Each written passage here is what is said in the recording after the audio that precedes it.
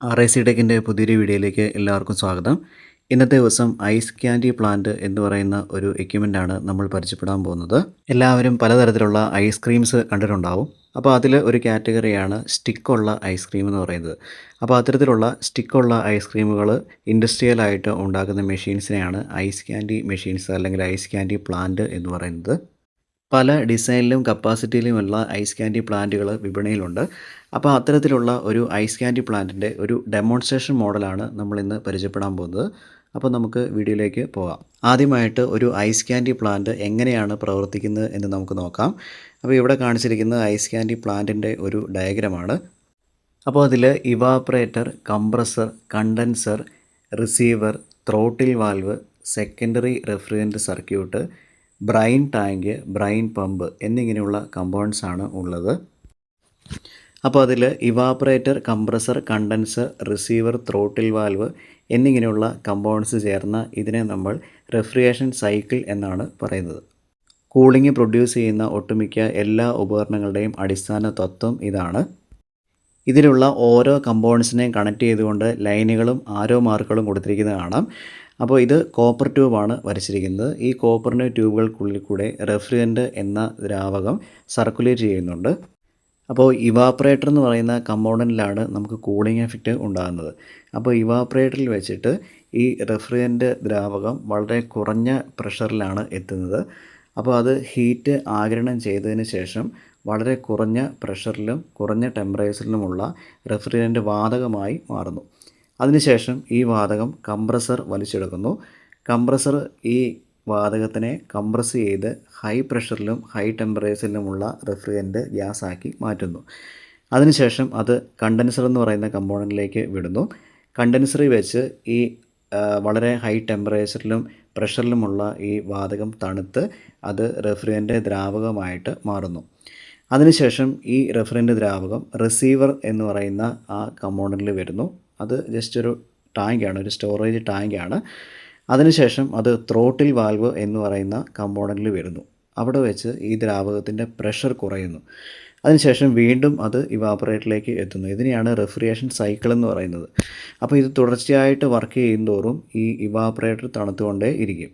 മിക്ക ice candy മെഷീനിലും ഈ ഇവാപ്പറേറ്ററിൽ ഇരിക്കുന്നത് ബ്രൈൻ ടാങ്ക് എന്ന് പറയുന്ന ഈ ടാങ്കിലാണ്. അപ്പോൾ അതിൽ ഇവാപ്പറേറ്റർ ഒരു കോയിൽ രൂപത്തിലാണ്, ഒരു കോപ്പറിൻ്റെ കോയിൽ രൂപത്തിലാണ് ഉണ്ടാക്കിയിരിക്കുന്നത്.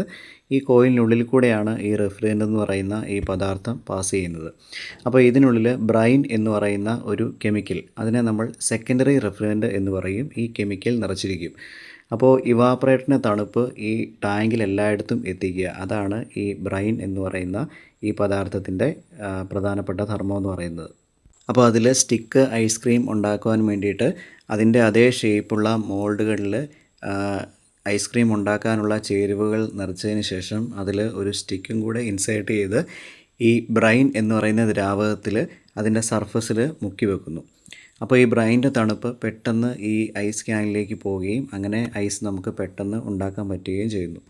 ഐസ് കട്ടിയായതിനു ശേഷം ഈ ഐസിൻ്റെ മോൾഡുകൾ നമ്മൾ പുറത്തെടുത്ത് അത് ചെറു ചൂടുവെള്ളത്തിൽ മുക്കുകയാണെങ്കിൽ നമുക്ക് ഈ ഐസ് ബാറുകൾ ഈ മോൾഡിൽ നിന്നും ഡിറ്റാച്ച് ചെയ്ത് എടുക്കാൻ പറ്റും. അപ്പോൾ ഇങ്ങനെയാണ് സാധാരണ ഒരു ഐസ് ക്യാൻഡി മെഷീൻ വർക്ക് ചെയ്യുന്നത്. അത് ഇൻഡസ്ട്രികളിലൊക്കെ ഇത് ഫുള്ളി ഓട്ടോമാറ്റഡ് സിസ്റ്റമായിട്ടാണ് വർക്ക് ചെയ്യുന്നത്. അപ്പോൾ നമ്മളിനി പരിചയപ്പെടാവുന്ന മോഡലിൽ ഒരു അഡീഷണൽ കുറച്ച് കമ്പോണൻസും കൂടെ ഉണ്ട്. അപ്പോൾ അതിലൊന്നിനെ നമ്മൾ ഡ്രയർ ഫിൽട്ടർ എന്നാണ് പറയുന്നത്. അത് റിസീവർ ഡ്രയർ എന്ന് പറയുന്ന കമ്പൗണ്ടിന് ശേഷമാണ് വെക്കുന്നത്. അപ്പോൾ ഈ റെഫ്രിജറന്റിനുള്ളിലെ ഈർപ്പവും പൊടിപടലങ്ങളും മറ്റും വലിച്ചെടുക്കാനുള്ള ഒരു കമ്പോണൻ്റാണ് ഈ ഡ്രയർ ഫിൽട്ടർ എന്ന് പറയുന്നത്. അതുപോലെ തന്നെ ഈ ബ്രൈൻ എല്ലാ ഭാഗത്തും ഒരുപോലെ സർക്കുലേറ്റ് ചെയ്യാൻ വേണ്ടി, അതായത് ഇവാപ്പറേറ്ററിൻ്റെ ടെമ്പറേച്ചർ എല്ലായിടത്തും ഒരുപോലെ എത്തിക്കാൻ വേണ്ടിയിട്ട് അതിൽ അഗിറ്റേറ്റർ എന്ന് പറയുന്ന മറ്റൊരു മോട്ടറും കാണാം. അപ്പോൾ ഇനി നമുക്ക് ആ ഡെമോൺസ്ട്രേഷൻ മോഡലിൽ എങ്ങനെയാണ് ഈ കമ്പോണൻസ് വർക്ക് ചെയ്യുന്നത് എന്ന് നോക്കാം. അപ്പോൾ ഇവിടെ കാണിച്ചിരിക്കുന്നതാണ് ഈ മെഷീൻ്റെ മെയിൻ കൺട്രോൾ പാനൽ. അതിൽ ആദ്യം കൊടുത്തിരിക്കുന്ന ഒരു മെയിൻ സ്വിച്ചാണ്. അതിലേക്കാണ് ഏറ്റവും ആദ്യം പവർ സപ്ലൈ ചെല്ലുന്നത്. അതിനുശേഷം ഒരു ഡിജിറ്റൽ വോൾട്ട് മീറ്ററും അമ്മീറ്ററും കാണാം. വോൾട്ടേജും കറണ്ടും മെഷർ ചെയ്യാനുള്ള ഇൻസ്ട്രുമെൻറ്റ്സ് ആണ് അത്. അതിനുശേഷം ഒരു ടെമ്പറേച്ചർ ഇൻഡിക്കേറ്റർ ഡിസ്പ്ലേ കാണാം. അപ്പോൾ അതിൽ നമുക്ക് പല ഭാഗങ്ങളിലുള്ള ടെമ്പറേച്ചറുകൾ ഡിസ്പ്ലേ ചെയ്യാനുള്ള ഒരു ഭാഗമാണത്. അതിനുശേഷം ഒരു എനർജി മീറ്റർ കാണാം. ഈ ഉപകരണം വർക്ക് ചെയ്യുമ്പോൾ എത്രമാത്രം എനർജി കൺസ്യൂം ചെയ്യുന്നു എന്ന് ഡിസ്പ്ലേ ചെയ്യുന്ന ഒരു എനർജി മീറ്ററാണത്. അതൊരു ഡിജിറ്റൽ എനർജി മീറ്ററാണ്. അതിനുശേഷം 4 സ്വിച്ചുകൾ കാണാം. അതിൽ ഒന്നാമത്തെ സ്വിച്ച് കണ്ടൻസർ ഫാനിൻ്റെ സ്വിച്ചാണ്. രണ്ടാമത്തെ സോളിനോയിഡ് വാൽവ് എന്ന് പറയുന്ന കമ്പോണൻ്റെ സ്വിച്ചാണ്. ഈ സോളിനോയിഡ് വാൽവ് നമുക്ക് ഈ റെഫ്രിജറൻറ്റ് ഫ്ലോ ഇലക്ട്രിക്കൽ സ്വിച്ച് ഉപയോഗിച്ച് കൺട്രോൾ ചെയ്യാൻ പറ്റുന്ന ഒരു ഇൻസ്ട്രുമെൻ്റാണ്. അതിനുശേഷം നമുക്ക് കംപ്രസറിൻ്റെ സ്വിച്ചും അതുപോലെ തന്നെ അഗിറ്റേറ്റർ മോട്ടറിൻ്റെ സ്വിച്ചും കാണാം. ഇനി നമുക്ക് ഇടത് ഭാഗത്തേക്ക് നോക്കുകയാണെങ്കിൽ അവിടെ യെല്ലോ കളറിൽ കാണിച്ചിരിക്കുന്നത് കോപ്പറിൻ്റെ ട്യൂബാണ്. അപ്പോൾ ഈ കാണുന്നതാണ് അതിലെ ഫിൽട്ടർ ഡ്രയർ. അപ്പോൾ ഈ റെഫ്രിജറൻറ്റ് എന്ന് പറയുന്ന ആ ദ്രാവകത്തിനുള്ളിലെ ഈർപ്പവും പൊടിപടലങ്ങളും വലിച്ചെടുക്കാൻ വേണ്ടിയിട്ടുള്ള ഒരു കമ്പോണൻ്റാണ് ഈ ഡ്രയർ ഫിൽട്ടർ എന്ന് പറയുന്നത്. അതിനുശേഷം നമുക്കൊരു ലിക്വിഡ് ലൈൻ ഇൻഡിക്കേറ്റർ എന്ന് പറയുന്ന കമ്പോണൻ്റ് കാണാം. ഇതൊരു ചെറിയ ഗ്ലാസ് ആണ്. അപ്പോൾ ഇതിൽ കൂടെ നോക്കിക്കഴിഞ്ഞാൽ ഇതിൽ കൂടെ റെഫ്രിജറൻറ്റ് പാസ് ചെയ്യുന്നത് നമുക്ക് കാണാൻ പറ്റും.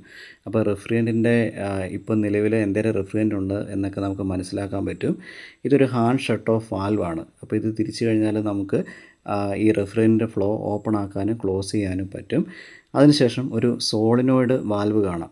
അപ്പോൾ നേരത്തെ പറഞ്ഞ പോലെ തന്നെ ഈ സോളിനോയിഡ് വാൽവ് എന്ന് പറഞ്ഞാൽ ഒരു ഇലക്ട്രിക്കലി ഓപ്പറേറ്റഡ് വാൽവാണ്.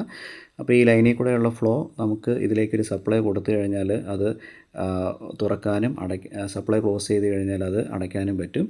ഇനി അടുത്ത ഈ കമ്പോണൻ്റാണ് തെർമോസ്റ്റാറ്റിക് എക്സ്പാൻഷൻ വാൽവ് എന്ന് പറയുന്നത്. അപ്പോൾ ഈ എക്സ്പാൻഷൻ വാൽവാണ് ഈ റെഫ്രിജറൻറ്റിൻ്റെ പ്രഷർ കുറയ്ക്കുന്നത്. ഈ കാണിച്ചിരിക്കുന്നതാണ് സക്ഷൻ ഗേജ് എന്ന് പറയുന്നത്. കംപ്രസറിൻ്റെ സക്ഷൻ ലൈനിലെ പ്രഷർ കാണിക്കാനുള്ളതാണ്. ഈ കാണിച്ചിരിക്കുന്നത് ഡിസ്ചാർജ് പ്രഷർ ഗേജാണ്. കംപ്രസറിൻ്റെ ഡിസ്ചാർജ് ലൈനിലുള്ള റെഫ്രിജറൻറ്റിൻ്റെ പ്രഷർ അറിയിക്കാനുള്ള ഒരു ഇൻസ്ട്രുമെൻ്റാണ്, ഗേജാണത്. ഈ കാണിച്ചിരിക്കുന്ന ഒരു പ്രഷർ കട്ടൗട്ട് സ്വിച്ചാണ്. അപ്പോൾ ഈ സിസ്റ്റത്തിൻ്റെ അകത്ത് സക്ഷൻ സൈഡിലെയും ഡിസ്ചാർജ് സൈഡിലെയും പ്രഷർ ഒരു പരിധിയിൽ കൂടാതെയും കുറയാതെയും ഇരിക്കാതെ കൺട്രോൾ ചെയ്ത് നിർത്തുന്നത് ഈ കട്ടൗട്ട് സ്വിച്ചാണ്. ഇനി ഈ കാണുന്നതാണ് ബ്രൈൻ ടാങ്ക് എന്ന് പറയുന്നത്. അപ്പോൾ ഈ കാണുന്ന മോഡിലാണ് നമ്മൾ ഐസിൻ്റെ സ്റ്റിക്ക് ഉണ്ടാക്കാനുള്ള ആ എസൻസ് നിറച്ചതിന് ശേഷം സ്റ്റിക്ക് ഇൻസേർട്ട് ചെയ്ത് വെക്കുന്നത്. അപ്പോൾ അതെടുത്തു കഴിഞ്ഞാൽ അതിൻ്റെ അകത്ത് ബ്രൈൻ എന്ന് പറയുന്ന ആ കെമിക്കൽ കാണാൻ പറ്റും. അപ്പോൾ ഈ ടാങ്കിൻ്റെ സൈഡിൽ കൂടെയാണ് അതിൻ്റെ ഇവാപ്പറേറ്റർ കോയിൽ, അതായത് ഇതിൻ്റെ അകത്ത് മെയിൻ കൂളിംഗ് കോയിൽ ഉള്ളത്. അത് തണുക്കുമ്പോഴാണ് ഈ ബ്രൈൻ തണുക്കുന്നത്. അപ്പോൾ നമ്മൾ ഇങ്ങനെ വെക്കുമ്പോൾ ആ ബ്രൈൻ്റെ തണുപ്പ് ഈ ട്രേയുടെ അടിയിലെത്തുകയും അങ്ങനെ പെട്ടെന്ന് നമുക്ക് ഐസ്ക്രീം ഉണ്ടാക്കാൻ പറ്റുകയും ചെയ്യുന്നു. ഇനി ഈ ബ്രൈൻ്റെ ടെമ്പറേച്ചർ എല്ലായിടത്തും ഒരുപോലെ ആക്കുവാൻ വേണ്ടിയിട്ട് അതിൻ്റെ സൈഡിലായിട്ടൊരു മോട്ടർ കാണാം. ഇതിനെ അഗിറ്റേറ്റർ മോട്ടർ എന്നാണ് പറയുന്നത്. അതാണ് ആ ബ്ലാക്ക് കളറിൽ കാണുന്നത്. അപ്പോൾ ഐസ് നമ്മൾ ഉണ്ടാക്കിയതിന് ശേഷം ഈ കാണുന്ന അറയിൽ നമുക്കത് സ്റ്റോർ ചെയ്ത് വെക്കാൻ പറ്റും. അപ്പോൾ ഇതാണ് അഗിറ്റേറ്റർ മോട്ടർ. അപ്പോൾ അതൊരു PSC ടൈപ്പ് മോട്ടറാണ്. അപ്പോൾ അതിൻ്റെ സ്വിച്ചാണ് നമ്മൾ നേരത്തെ കണ്ടത്. ഇനി ഇവിടെ കാണുന്നതാണ് ഈ എക്യുപ്മെൻറ്റിൻ്റെ ഏറ്റവും പ്രധാനപ്പെട്ട കമ്പോണൻ്റ് എന്ന് പറയുന്നത്. ഇതാണ് കംപ്രസർ. ഇതിൽ ഉപയോഗിച്ചിരിക്കുന്നത് ഒരു ഹെർമെറ്റിക്കലി സീൽഡ് റെസിപ്രോക്കേറ്റിംഗ് കംപ്രസറാണ്. കംപ്രസറിൻ്റെ കൂടെയുള്ള 2 ഇലക്ട്രിക്കൽ കമ്പോണൻസ് ആണ് റിലേയും OLP യും. റിലേ ആണ് കംപ്രസറിനെ സ്റ്റാർട്ട് ചെയ്യാൻ സഹായിക്കുന്നത്. OLP എന്നാൽ ഓവർലോഡ് പ്രൊട്ടക്ടറാണ്. ഓവർലോഡ് കൂടുമ്പോൾ അതാണ് കട്ട് ഓഫ് ആകുന്നത്. ഈ കാണിച്ചിരിക്കുന്നതാണ് കണ്ടൻസർ കോയിൽ. ഇവിടെ വെച്ചിട്ടാണ് ഈ കംപ്രസറിൽ നിന്നുള്ള ഹൈ പ്രഷർ റെഫ്രിജറൻറ്റ് ഗ്യാസ് തണുത്ത് അത് ദ്രാവകമായിട്ട് മാറുന്നത്. അപ്പോൾ കണ്ടൻസറിൻ്റെ ഹീറ്റ് പുറത്തേക്ക് കളയാൻ വേണ്ടിയിട്ട് അവിടെ ഒരു കണ്ടൻസറിൻ്റെ ഫാനും കാണാം. അവിടെ ഒരു കണ്ടൻസർ ഫാൻ മോട്ടർ ഉപയോഗിച്ചിട്ടാണ് ഈ ഫാൻ വർക്ക് ചെയ്യുന്നത്. അപ്പോൾ ഇതിൽ താഴെയായിട്ട് കാണിച്ചിരിക്കുന്നതാണ് ആ കണ്ടൻസറിൻ്റെ കോയിൽ. അപ്പോൾ പാനലിൻ്റെ ബാക്കി ഭാഗത്തുള്ള കവറാണ് ഇത്. ഇതിനുള്ളിലാണ് ഇതിൻ്റെ ഇലക്ട്രിക്കൽ കമ്പോണൻസ് ഒക്കെ വെച്ചിരിക്കുന്നത്. അപ്പോൾ ഇത് കുട്ടികൾക്ക് പഠിക്കാനുള്ള ഒരു ഡെമോൺസ്ട്രേഷൻ മോഡലാണ്. അപ്പോൾ അതുകൊണ്ടാണ് ഇത്തരത്തിലുള്ളൊരു പാനലും അതുപോലെ തന്നെ ഈ പാനലിൽ തന്നെ ഈ റെഫ്രിജറൻറ്റ് ട്യൂബുകളും തന്നെ കണക്ട് ചെയ്തിരിക്കുന്നത്. ഇൻഡസ്ട്രിയൽ മെഷീനിൽ ഇങ്ങനെ ആയിരിക്കില്ല. അപ്പോൾ ഇവിടെ കാണിച്ചിരിക്കുന്നതാണ് തെർമോസ്റ്റാറ്റിക് എക്സ്പാൻഷൻ വാൽവ്. അപ്പോൾ അതിൽ നിന്ന് ഒരു സ്റ്റീൽ വയർ പോലൊരു ചെറിയ കട്ടി കുറഞ്ഞ ഒരു കമ്പി കാണാം. അപ്പോൾ അത് നേരെ സക്ഷൻ ലൈനിലേക്കാണ് കണക്ട് ചെയ്യുന്നത്. അവിടുത്തെ ടെമ്പറേച്ചർ അനുസരിച്ചാണ് ഈ എക്സ്പാൻഷൻ വാൽവ് വർക്ക് ചെയ്യുന്നത്. അപ്പോൾ ഈ മഞ്ഞ ലൈനിൽ കൂടെ വരുന്ന ഹൈ പ്രഷർ റെഫ്രിജറൻറ്റ് ലിക്വിഡാണ്. അതിൻ്റെ പ്രഷർ കുറച്ച് ഇവാപ്പറേറ്ററിലേക്ക് എത്തിക്കുക. അതാണ് ഈ എക്സ്പാൻഷൻ വാൽവിൻ്റെ ഫങ്ഷൻ എന്ന് പറയുന്നത്.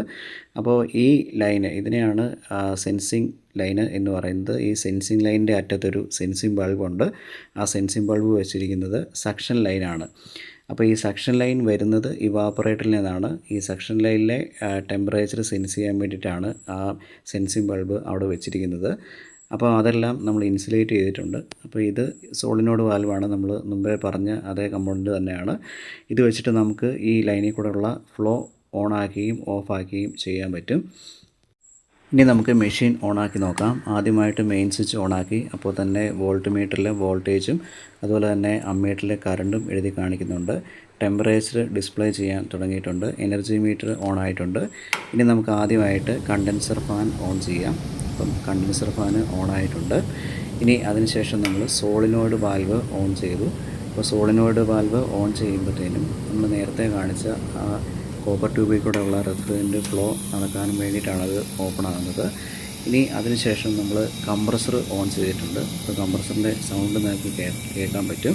അപ്പോൾ കംപ്രസർ വർക്ക് ചെയ്യുമ്പോൾ തന്നെ നമുക്ക് പ്രഷർ ഗേജിൽ നോക്കി അറിയാൻ പറ്റും.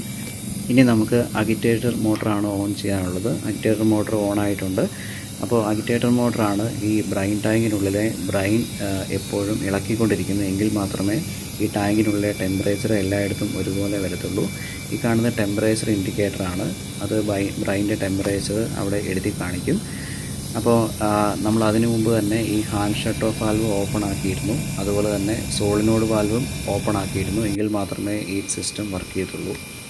അപ്പോൾ ഇത് ഒരു ഡെമോൺസ്ട്രേഷൻ മോഡൽ ആയതുകൊണ്ട് തന്നെ ഇതിൽ ആ ഐസ് ക്യാൻഡി ഉണ്ടാക്കിയെടുക്കാൻ വേണ്ടി ഏകദേശം ഒരു 3/4 മണിക്കൂറോളം ഈ സിസ്റ്റം വർക്ക് ചെയ്യേണ്ടതുണ്ട്. പക്ഷേ ശരിക്കുമുള്ള ഒരു ഇൻഡസ്ട്രിയൽ മെഷീൻ ആണെങ്കിൽ വളരെ പെട്ടെന്ന് തന്നെ നമുക്ക് ഉണ്ടാക്കിയെടുക്കാൻ പറ്റും.